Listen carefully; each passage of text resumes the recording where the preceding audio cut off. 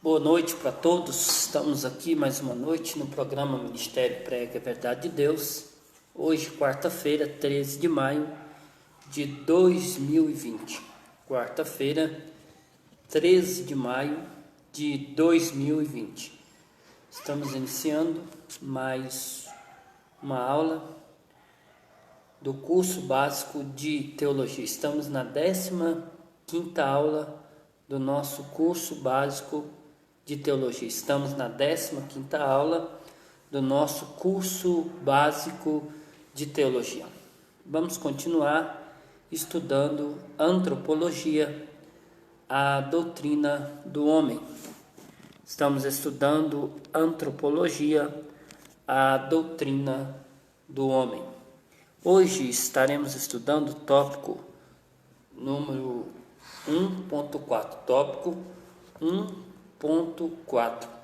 Tópico 1.4 nós vamos estudar implicações teológicas, filosóficas e sociológicas da criação do homem. Alguns aspectos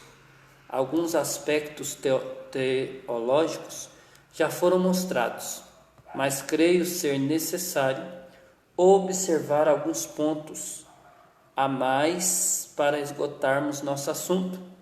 Vejamos algum deles, portanto, notando que eles trazem consigo aspectos filosóficos e sociológicos também. Primeiro, o homem não é independente.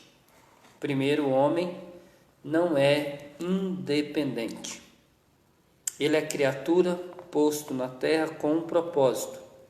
Não surge aleatoriamente e não é o centro do universo. Numa época antropocêntrica, isso se torna necessário afirmar: o homem não tem valor infinito, pois houve um tempo em que ele não existia. Somente Deus, o Criador, é de valor infinito. O homem depende dele e do seu espaço físico para viver. Então, aprendemos aqui que o homem não é independente, porque o homem precisa de Deus para viver e também precisa do espaço físico.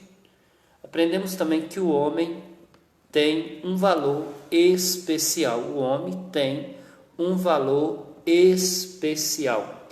A bioética cristã, novo ramo da ética, deve trabalhar a partir daqui a singularidade e a excelência do homem.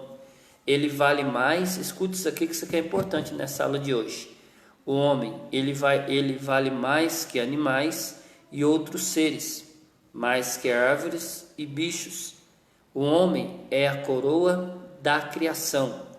Em termos de nossa cultura contemporânea, seria bom lembrar que ele não pode vir a reboque de sistemas, de ideologias e de conceitos, mesmo que religiosos, nem escravizados por eles. Nós lembramos nas palavras de Jesus ao homem da mão atrofiada: vem para o meio, conforme está escrito em Marcos, capítulo 3, versículo de número 3. Sem apelar para a antropolatria do existencialismo, o Evangelho põe o homem no centro. Todo regime, toda ideologia que oprime o homem estão errados. Precisamos ter até mesmo cautela com ensinos religiosos que oprimem e esmagam o ser humano. Terceiro, a igualdade entre homem e mulher. A igualdade entre homem e mulher. Evidentemente, não se trata de igualdade anatômica, fisiológica ou mesmo emocional. Felizmente, trata-se de igualdade de direitos, de responsabilidades e de possibilidades. O homem e a mulher são parceiros administradores. Ela é ajudadora em nível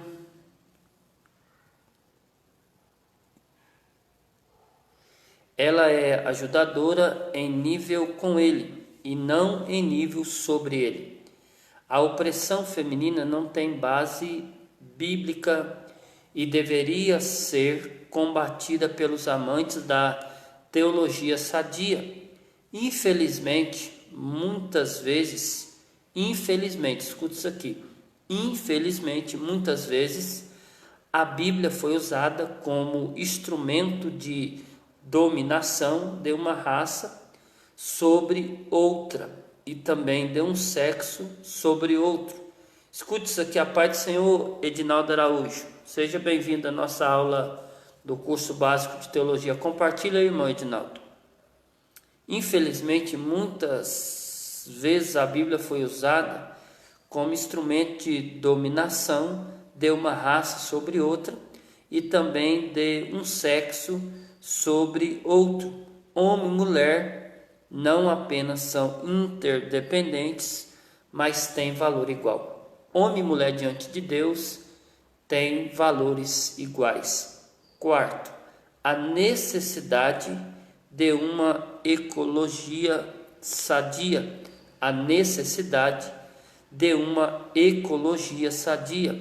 O homem veio da matéria da natureza, nasceu dela e depende dela para viver. O fim dela será o seu fim.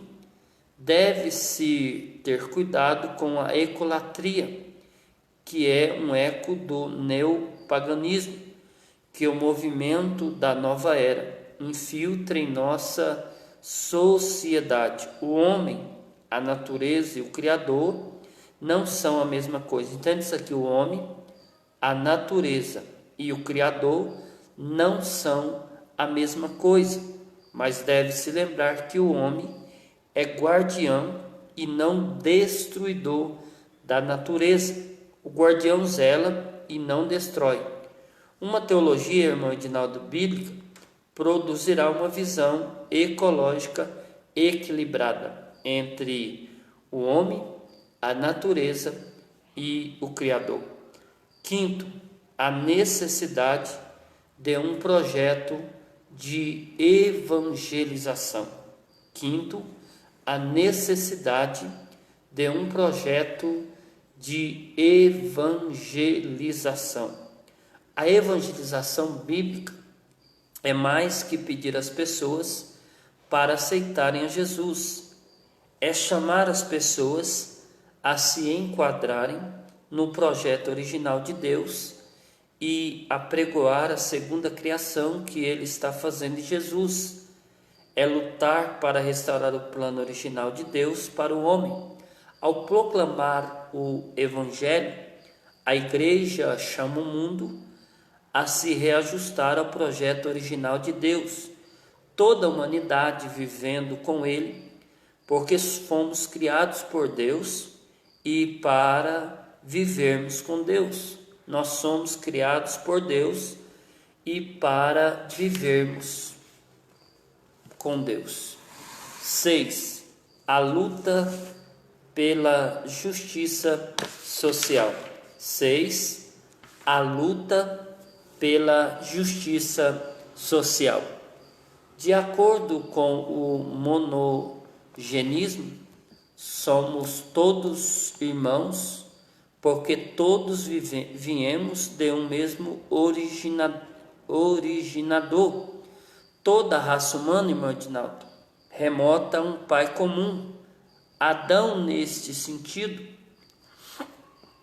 todos os homens são irmãos, porque todos têm o mesmo pai na origem remota. Enquanto houver um só homem explorando ou injustiçado por qualquer motivo, aí estará um parente nosso sofrendo. Lutar por justiça social não é ser um agitador político, mas simplesmente reconhecer que somos todos irmãos. Cada homem é uma parte do outro. As distinções raciais não são apenas pecado, são estupidez. são uma arrogante manifestação de ignorância. Ninguém deve ser oprimido ou depreciado por causa de sua raça, nem deve se exaltar sobre outro por causa de sua raça.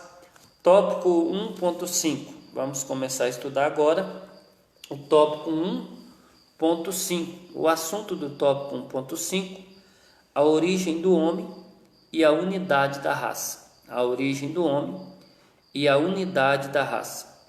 A Escritura ensina que a humanidade toda descende de um único par. Este é o sentido óbvio dos capítulos iniciais de Gênesis. Deus criou Adão e Eva como os iniciantes da espécie humana e lhes ordenou que fossem fecundos e se multiplicasse e enchesse a terra.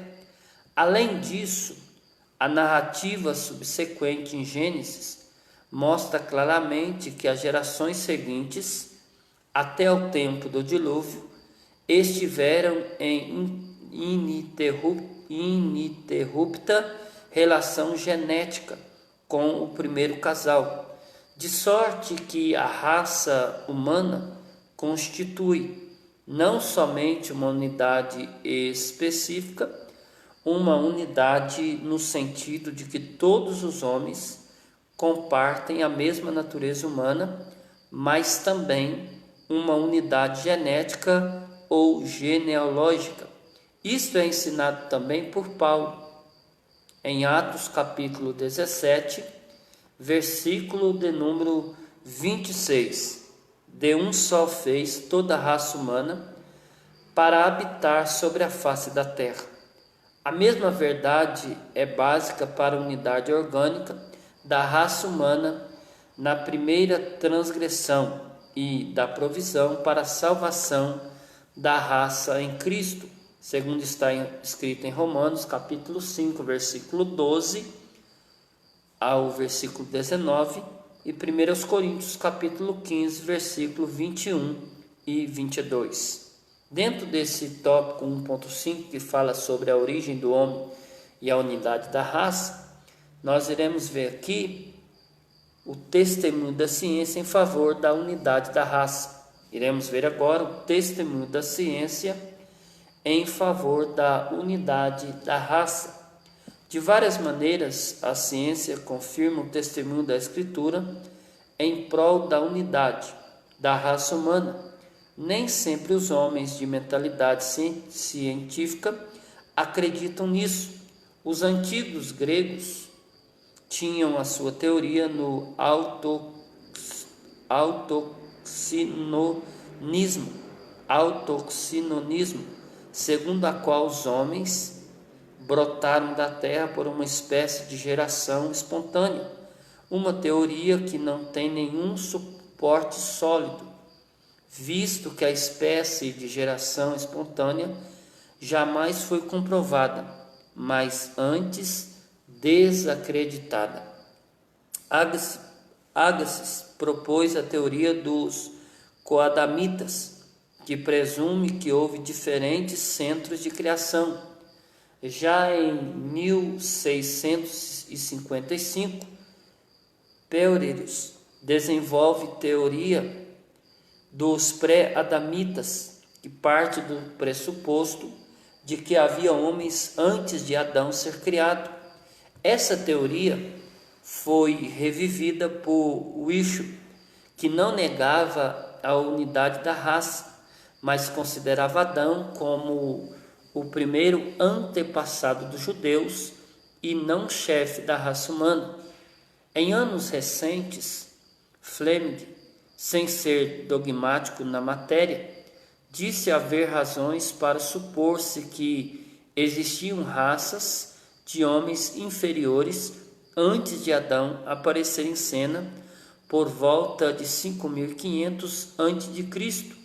Embora inferiores aos adamitas, já tinham capacidades de... O homem adâmico posterior foi dotado de capacidades maiores e mais nobres.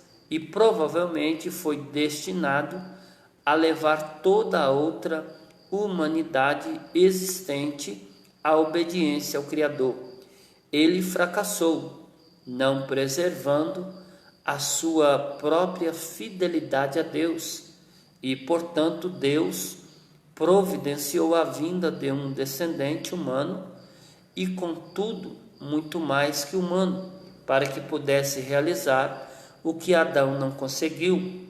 O conceito, Luiz Carlos, seja bem-vindo, o conceito que Fleming foi levado a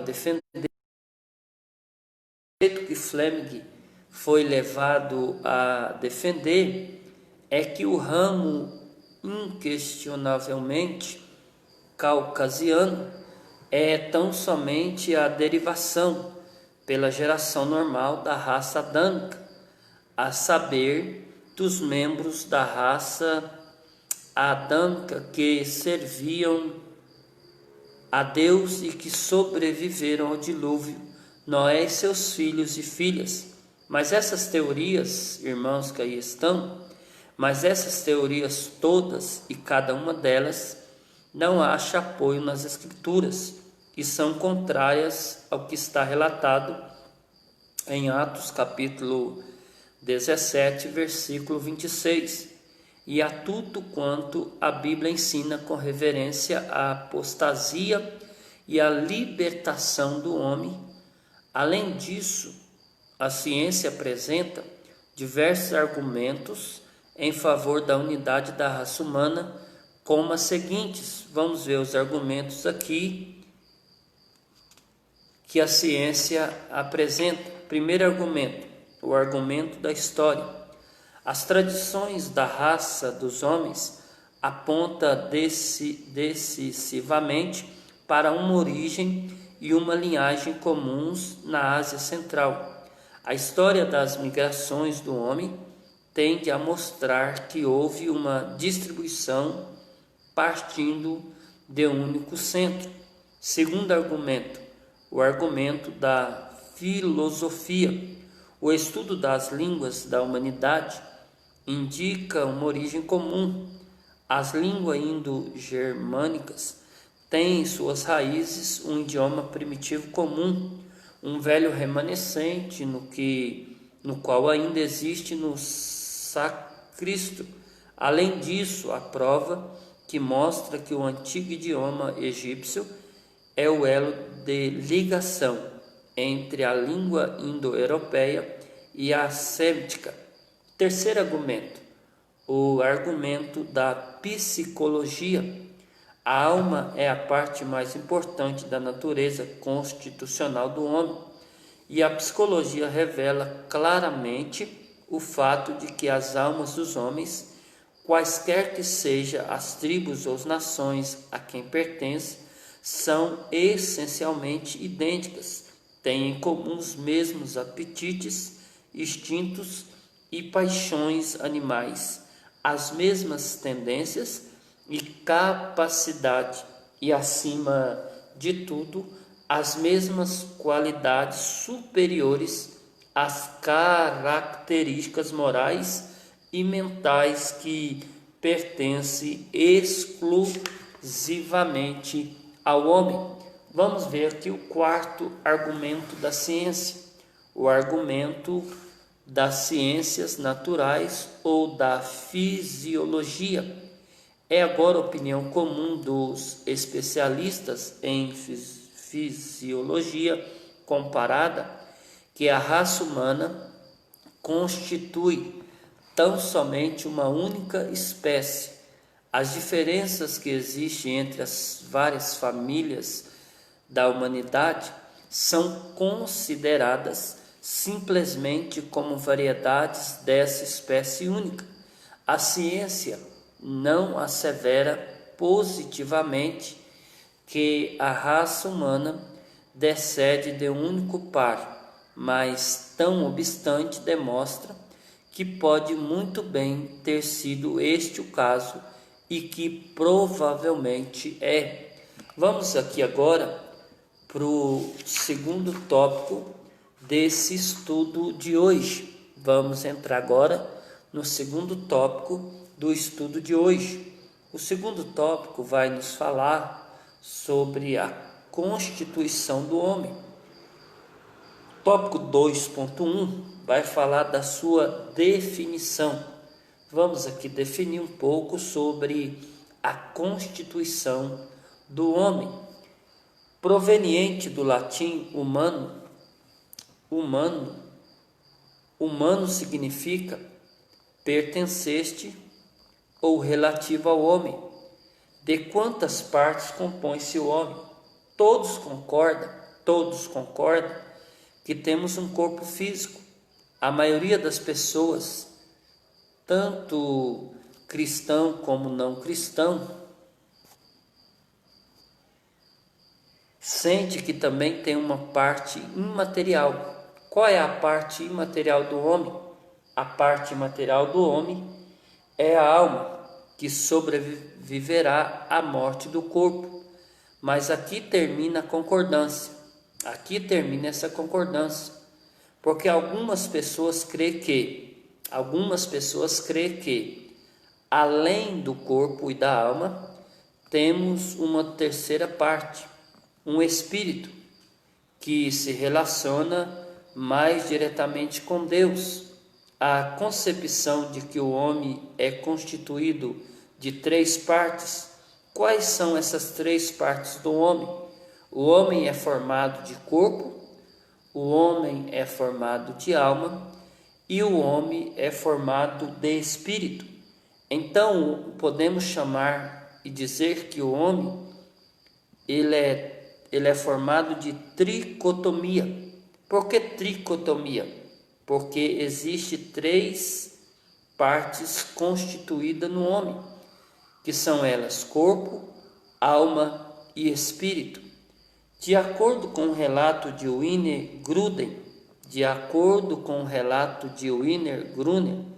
segundo muitos tricotomistas, a alma do homem abarca o seu intelecto, as suas emoções e as suas vontades. Ele sustenta que todas as pessoas têm alma e que os diferentes elementos da alma podem servir a Deus ou ceder ao pecado. Outros dizem que o espírito não é uma parte distinta do homem, mas simplesmente outra palavra que exprime alma, e que ambos os termos são usados indistintamente nas Escrituras para falar da parte imaterial do homem, a parte que sobrevive após a morte do corpo.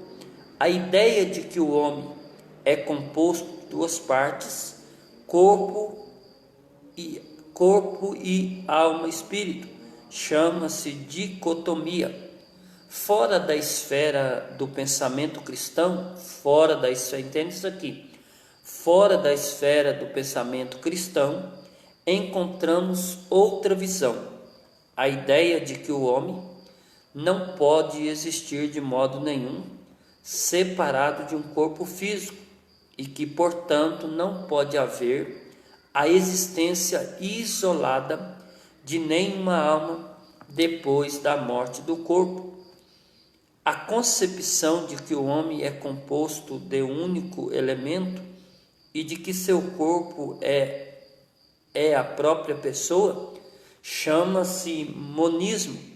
Essa concepção, em geral, não é adotada pelos teólogos evangélicos, porque muitos textos bíblicos parecem claramente afirmar que a alma ou espírito sobrevive à morte do corpo. Tem vários textos bíblicos que relata que a alma ou o espírito sobrevive à morte do corpo. Gênesis 35:18, Salmos 31:5, Lucas 23, do versículo 43 a 46, Atos capítulo 7, versículo 59, Filipenses capítulo 1, versículo 23 e 24, 2 Coríntios capítulo 5, versículo 8, Hebreus capítulo 12, versículo 23, Apocalipse capítulo 6, versículo 9 e Apocalipse capítulo 20, versículo 4. Todos esses versículos nos mostram que a alma e o espírito sobrevivem após a morte do corpo. Mas outras duas concepções têm defensores do mundo cristão de hoje. Independente, entende isso aqui, independente de posições teológicas, somente para efeito didático, passamos ao estudo individual dos termos corpo, alma e espírito. Nós vamos estudar aqui agora as partes do homem. Vamos estudar o corpo, vamos estudar a alma e vamos estudar o espírito. Tópico 2.2. O corpo. Corpo do latim significa corpus ou corporis. Corpo no latim significa corpus ou corporis. O corpo é a substância física ou a estrutura de cada homem ou animal. É o conjunto de órgãos vivos. Corpo é a substância física ou a estrutura de cada homem ou animal. É o conjunto de órgãos vivos. Em seu livro Biologia dos Organismos, José Mariano Amames e Gilberto Rodrigues Mártico, ambos licenciados pelo Instituto de Biociências da USP, discorrem que o cérebro, também chamado de sistema nervoso, é responsável pelo ajustamento do organismo animal ao meio ambiente. Sua função é perceber e identificar as condições ambientais externas, bem como as condições restantes dentro do próprio corpo e elaborar respostas que adaptem o animal a essas condições. Os escritores sagrados tinham uma ampla variedade de termos relativos ao corpo. Para os hebreus, carne, que significa basar, seer, e alma, nepsi, podia significar corpo, segundo está em Levítico capítulo 21, 11, Números capítulo 5, versículo 2, onde o significado parece ser cadáver. Força, meode, dizia respeito ao poder físico do corpo. Deuteronômio capítulo 6, versículo 5. Agora os escritores do Novo Testamento mencionam a carne, sarx, que às vezes significava o corpo físico, a força, ichus, do corpo, Marcos capítulo 12, versículo 30, ou mais frequentemente o corpo, soma, que ocorre 137 vezes. Aparece o termo corpo no Novo Testamento 137 vezes. A palavra corpo aparece no Novo Testamento. Tópico 2.3. A alma. A alma no latim, anima. A alma significa princípio de vida, entidade a que se atribui, por necessidade de um princípio de unificação, as características essenciais à vida e ao pensamento. Entende isso aqui? Quanto à alma, o termo primário dos hebreus era um nepes, que ocorre 755 vezes. A palavra alma aparece no Antigo Testamento 755 vezes. Mais frequentemente, esse termo abrangente significa meramente vida, próprio eu, pessoa, segundo Josué capítulo 2, 13, 1 Reis capítulo 19, versículo 3, Jeremias capítulo 52, versículo 28. Quando usado nesse sentido amplo, Nepes descreve o que somos, almas, pessoas. Às vezes, Nepes podia significar a vontade ou o desejo de uma pessoa, segundo está escrito em Gênesis, capítulo 23, versículo 8, e Deuteronômio, capítulo 21, versículo de número 14.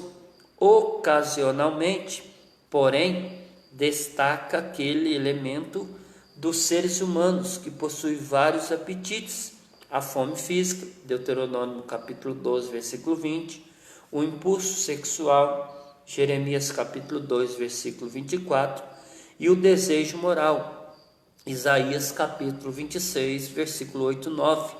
Em Isaías capítulo 19, versículo 18, Nepes ocorre juntamente com carne, baçar, aparentemente para detonar a pessoa inteira. Os escritores do Novo Testamento, entende-se que os escritores do Novo Testamento usa-se psique 101 vezes para descrever a alma humana. No pensamento grego, a alma pode ser. Escute isso aqui, porque isso aqui é muito importante. No pensamento grego, a alma pode ser. Pode ser o que no pensamento grego? No pensamento grego, a alma pode ser o que? A sede da vida ou a própria vida, conforme está escrito em Marcos capítulo 8, versículo 35. No pensamento grego, a alma pode ser a parte interna do ser humano, equivalente ao ego, a pessoa ou a personalidade. A Septuaginta traduz o hebraico leve coração por psique 25 vezes. A alma, por contraste com o corpo. No pensamento grego, a alma pode ser a alma por contraste com o corpo. No ponto de vista psicológico, a alma significa mente, que é o conjunto das funções psíquicas e dos estados de consciência do ser humano. Embora não tenha realidade física ou material, todavia é a sede dos processos mentais que determina o comportamento, que é manifesto diante do meio social através das ações, atitudes, gestos, expressões e linguagem. Tudo isso vem da alma. Ações, atitudes, gestos, expressões e linguagem. É dentro do cérebro que se encontra a mente, a fonte da vida, e está esta ligada ao mundo espiritual e material. No tocante ao espiritual, a mente pode ligar-se ao Espírito de Deus ou não. No que concerne ao material, a mente pode desencadear o nervosismo. Entretanto, próximo da primeira década do século XX, o psicólogo, psiquiatra e psicanalista Carl Gustav Jung, 1875 a 1961, demonstrou que a evolução e a hereditariedade dão as linhas de ação para a mente, por intermédio de seu correspondente físico, o cérebro, exatamente como fazem para o corpo. Em suas investigações científicas em torno da mente, Jung deparou-se constantemente com os fenômenos religiosos. A mente humana, disse Jung, já nasce com potencialidade que a impulsiona a procurar Deus. Olha que interessante isso aqui. Já nasce com potencialidade que a impulsiona a buscar Deus. Tópico 2.4. Tópico 2.4. O Espírito. A palavra Espírito está representada pela palavra médio oriental e hebraica, ruano, grega pneuma e latina espíritus. Entre as diversas definições de espírito, temos parte imaterial do ser humano, a alma e entidade sobrenatural ou imaginária como os anjos. No Novo Testamento, o termo pneuma basicamente significa vento ou hálito, referindo-se ao espírito de um homem ou de uma mulher. É o poder que as pessoas experimentam e que as no âmbito espiritual, a dimensão da realidade que jaz além da observação comum e do controle humano. O espírito, portanto, vincula os seres humanos ao mundo espiritual e os ajuda a interagir nessa dimensão. O teólogo Leonardo Boff discorre que a categoria espírito remete-nos a uma experiência originária que está presente em todas as tradições culturais, espirituais e filosóficas. A experiência da respiração, do sopro, porque o espírito é sopro. Tudo aquilo que tem sopro e respira vive. Deus em primeiro lugar, os seres humanos, os animais, as plantas e a própria terra. A terra vive, portanto, tudo aquilo que respira vive e é portador do Espírito. Desculpa. Segundo ele, o ser humano é a terra que pensa, é a terra que ama e discorre, que é por isso que a escritura judaico-cristã chama o primeiro homem de Adão, que significa filho da terra. A palavra Adão significa filho da terra. A palavra Adão vem de Adam, terra. Adão, filho da terra. Por sua vez, homem vem de humus, terra fecunda. Como vimos anteriormente, de acordo com a Bíblia, foi criada por Deus de forma especial, diferente das demais criação divina. Não se assemelha a nenhum animal. O homem fisicamente é dotado de inteligência, autoridade, domínio, poder de decisão, entre outros. Mas existe algo que o faz muito acima de qualquer outra criação divina. O homem possui uma natureza espiritual. O seu corpo físico foi feito do pó da terra, e Deus soprou em suas narinas o fôlego de vida, e então o homem se tornou alma vivente. E isto mostra a natureza espiritual do homem. Ele não possui apenas corpo como animais, mas possui também espírito. E de acordo com os grandes estudiosos de antropologia bíblica, o homem possui corpo e alma, o que chamamos de dicotomia. Mas muitos outros estudiosos do assunto entendem que o homem possui corpo, alma e espírito, o que chamamos de tricotomia.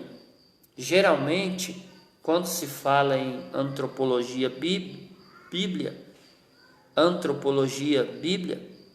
a primeira pergunta a se fazer é: o homem é dicotômico ou tricotômico? O homem é o que, irmãos? O homem é dicotômico ou tricotômico? É esta grande discussão, é feita com base na mesma fonte de respostas para as duas correntes de pensamentos. A Bíblia, uns interpretam de uma forma e outros de maneira bem diferente. O mesmo texto bíblico que Para uns serve como resposta, para outros serve como polêmica. Então, o tópico 2.5 vai tratar sobre dicotomia e tricotomia. O homem é o quê? O homem, ele é dicotômico ou tricotômico? Vamos estudar? Dicotomia e tricotomia. É costume, especialmente nos ciclos cristãos, entender que o homem consiste de duas partes distintas e de duas somente, a saber, corpo e alma. Esta concepção é tecnicamente denominada dicotomia. Ao lado dela, porém, apareceu outra, segundo a qual a natureza humana consiste de três partes: corpo, alma e espírito. É designada pelo termo tricotomia. Os adeptos das duas posições esgrimem textos bíblicos em defesa de sua postura. Vamos evitar aqui gastar tempo neste ponto que não é essencial, mas veremos os aspectos históricos importantes. O conceito do homem tripartido originou-se na filosofia grega, que entendia a relação mútua entre o corpo e o espírito do homem, segundo a analogia da mútua relação entre o universo material de Deus. Pensava-se que, justamente como estes, só podiam ter comunhão um com o outro por meio de uma terceira substância ou de um ser intermediário. Assim, aqueles só podiam entrar em relação mútua vitais por meio de um terceiro elemento ou de um elemento intermediário, a saber, a alma. Por um lado, a alma era considerada como imaterial e por outro como adaptada ao corpo. Na medida em que se adapta ao nous ou ao pneuma, era dita como imortal, mas na medida em que se relaciona com o corpo como carnal e mortal, a mais conhecida e também a mais crua forma de tricotomia é a que toma o corpo como a parte material da natureza humana, a alma como princípio da vida animal e o espírito como elemento humano racional, imortal e relacionado com Deus. A concepção tricotômica do homem recebeu considerável apoio nos pais da igreja grega ou alexandrina, nos primeiros séculos da era cristã.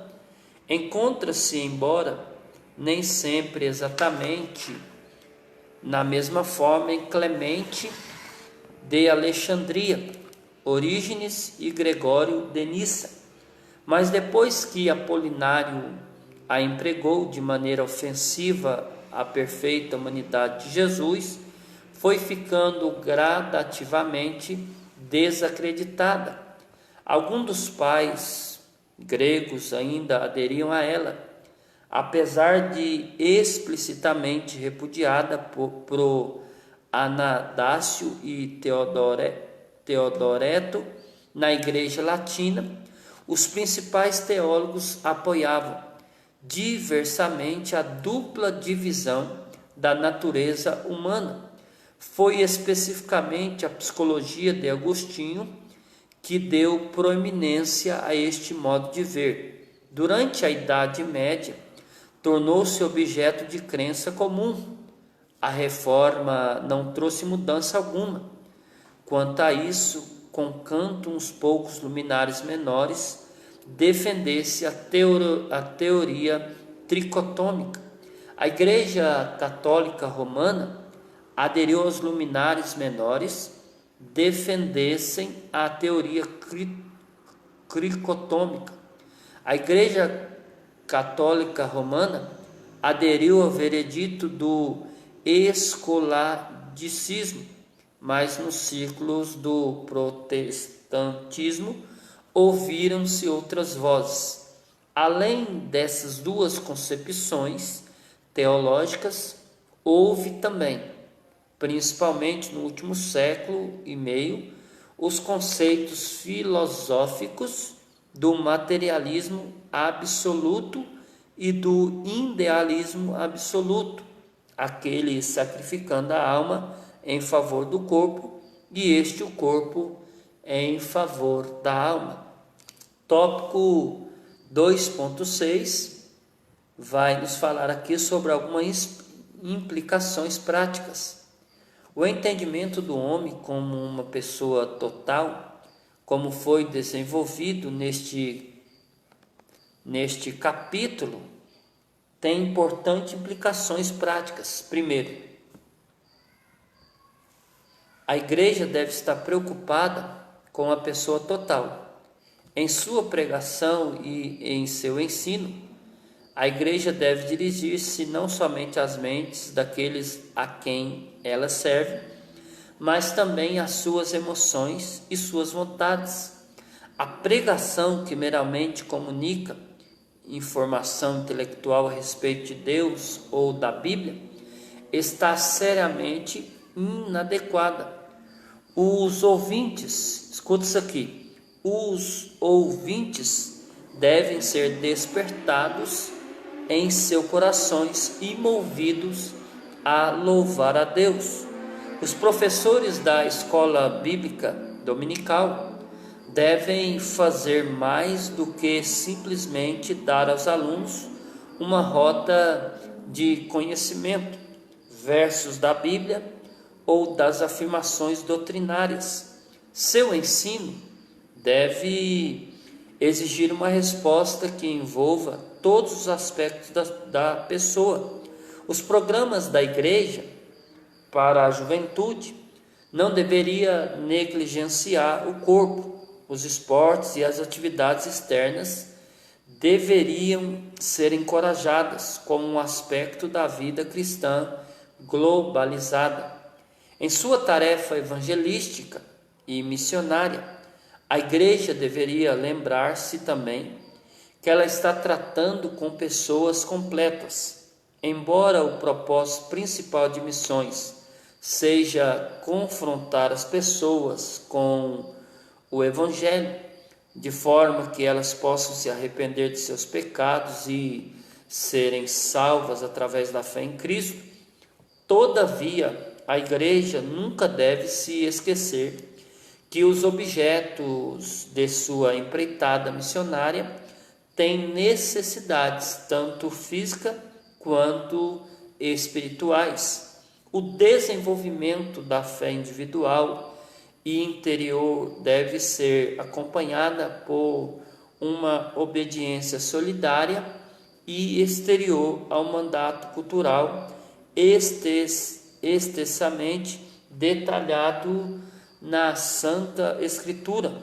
O mundo deve ser servido, não evitado. A justiça social deve ser promovida e as questões de guerra, racismo, pobreza e desequilíbrio econômico deve se tornar uma preocupação ativa e participativa daqueles que professam crer em Jesus Cristo. Não é suficiente que a missão cristã seja redentora, ela também deve ser profética. O conceito da pessoa total tem também implicações para a vida de família. Os pais cristãos ficarão preocupados em ensinar a seus filhos a respeito de Deus, em treiná-los na vida cristã e a discipliná-los em amor quanto carecem disto. Mas os pais devem também estar preocupados a respeito de assuntos como uma dieta saudável e própria para o cuidado do corpo. Está sendo cada vez mais reconhecido hoje que um programa regular de exercício físico é essencial para uma boa saúde. Os pais, portanto, deveriam tentar ensinar a seus filhos o cuidado do corpo, não somente por preceito, mas também pelo exemplo. Além disso, o conceito da pessoa total tem implicações para a medicina, em reconhecimento do fato de que o homem é uma unidade psicossomática. A ciência médica desenvolveu recentemente uma abordagem chamada medicina holística. A medicina holística tem sido definida como um sistema de saúde que enfatiza a responsabilidade pessoal para a própria saúde e empenha-se por um relacionamento cooperativo entre todos os envolvidos em proporcionar cuidado de saúde. Os praticantes da saúde holística enfatizam a necessidade da busca pela pessoa total, incluindo condições físicas, nutrição, maquiagem emocional, estado espiritual, valores de estilo de vida e ambiente. No livro de Norman Cousins, intitulado Anatomia de uma Doença, ele faz um comentário de que um dos aspectos mais importantes na recuperação de uma doença está na vontade de viver. A vontade de viver não é uma abstração teórica, mas uma realidade fisiológica com características terapêuticas. Cousins relata que centenas de médicos lhe têm dito que nenhum remédio que eles podem dar aos pacientes foram tão potente como o estado de alma que um paciente traz para a sua própria doença. A conclusão é clara: a cura e a manutenção da saúde física envolve a pessoa total. Médicos, enfermeiras, pastores e pacientes devem sempre ter isto em mente. Finalmente, o conceito da pessoa total tem implicações importantes para a psicologia e para o aconselhamento. Estudos recentes de psicologia têm levado a uma nova ênfase na totalidade do homem, uma ênfase que é chamada algumas vezes de teoria organísmica.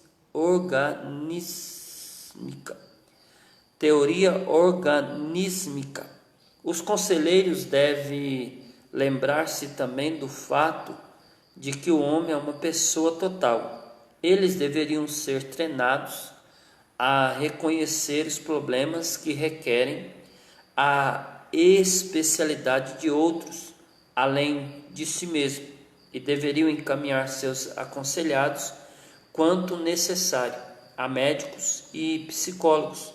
Os problemas mentais, escute isso aqui que isso aqui é importante, os problemas mentais não deveriam ser tidos como totalmente distintos dos problemas físicos, porque nenhum tipo de problema está sempre separado do outro.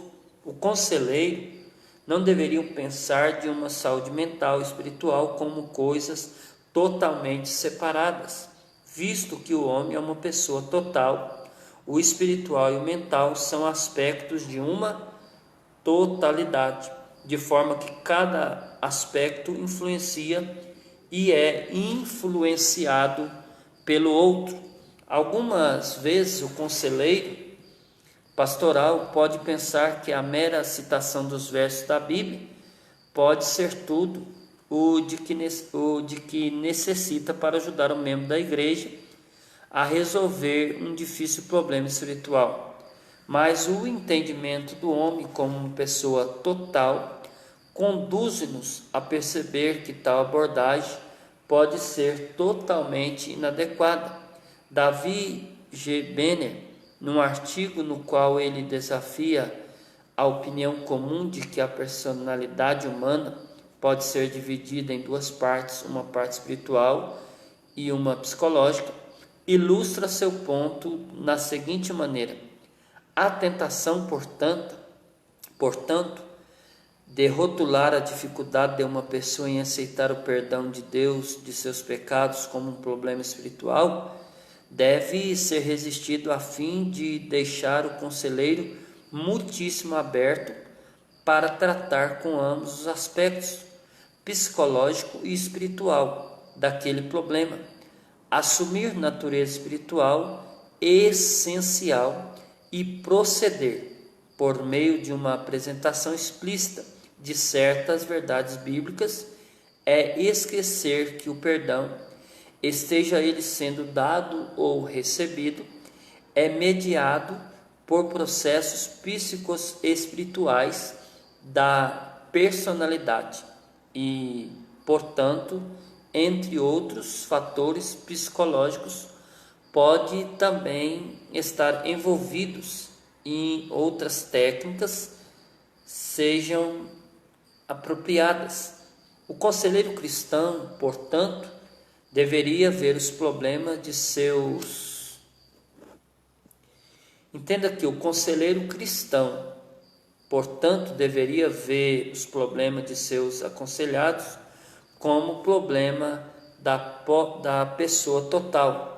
Ele deveria não somente tratar com o aconselhado como uma pessoa total, mas deveria também tentar restaurá-lo à sua totalidade. Qual é a totalidade do homem? A totalidade do homem é corpo, alma e espírito. Eu não posso tratar do corpo e deixar a alma. Eu não posso tratar da alma e deixar o espírito. Quando eu vou tratar um homem, eu tenho que tratar na sua totalidade. Qual é a totalidade do homem? É alma, corpo e espírito, que é a marca de uma vida saudável e piedosa. Se eu tratar o homem na sua totalidade, que é alma, corpo e espírito, o homem vai ter uma vida saudável e piedosa. Tem gente que está com problema na alma e as pessoas estão tratando do corpo. Tem pessoa que tem problema no corpo e eles estão tratando da alma. Mas eu devo tratar o homem na sua totalidade. Estamos hoje, nesse momento, finalizando esta aula de hoje. A nossa aula, ela tem 1 hora de duração e nós terminamos a aula,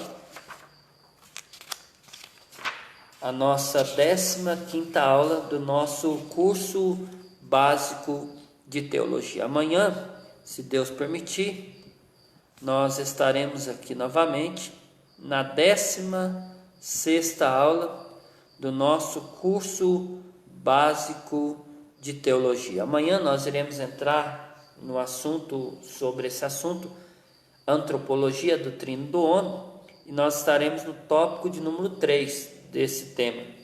E amanhã o tema será aspectos da imagem de Deus no homem. Amanhã nós iremos estudar aspectos da imagem de Deus no homem. Quero te agradecer pela tua presença aqui hoje nesse curso básico de teologia, e eu gostaria que você que entrou, pega a verdade de Deus, eu gostaria que você compartilhasse. Compartilhe aí, para que outras vidas possam ser abençoadas. Porque tem uma coisa, né, irmão Luzimar? Seja bem-vindo, irmão Luzimar. Tem uma coisa que o homem não tem poder de roubar do outro. O homem pode roubar o carro, pode roubar a casa, mas conhecimento, né, irmão Luzimar? Conhecimento ninguém tem poder de nos tirar. E a Bíblia diz, né, que o povo de Deus é destruído porque lhe falta o conhecimento. Então, nós estamos aqui no programa Ministério Prega a Verdade de Deus, passando conhecimento nesse curso básico de teologia. Já estamos na 15ª aula, finalizando ela, e amanhã nós estaremos na 16ª aula. Por hoje nós estamos finalizando o curso básico de teologia. Eu quero agradecer a Deus pela sua presença, que tirou alguns minutos para estar conosco nesse programa. Que Deus abençoe a tua casa, a tua família, e revê o vídeo. Esse vídeo vai estar lá na linha do tempo do meu Facebook. Depois você entra lá e assista e compartilhe esse curso básico de teologia. Eu quero agradecer a Deus pela vida da Valdenice Gomes, que acabou de entrar. Valdenice, nós estamos finalizando agora a nossa 15ª aula do curso básico de teologia. Amanhã, 8 horas, nós estaremos aqui novamente para darmos continuidade ao curso básico de teologia. Fique todos na paz do Senhor e até amanhã, se assim Deus nos permitir.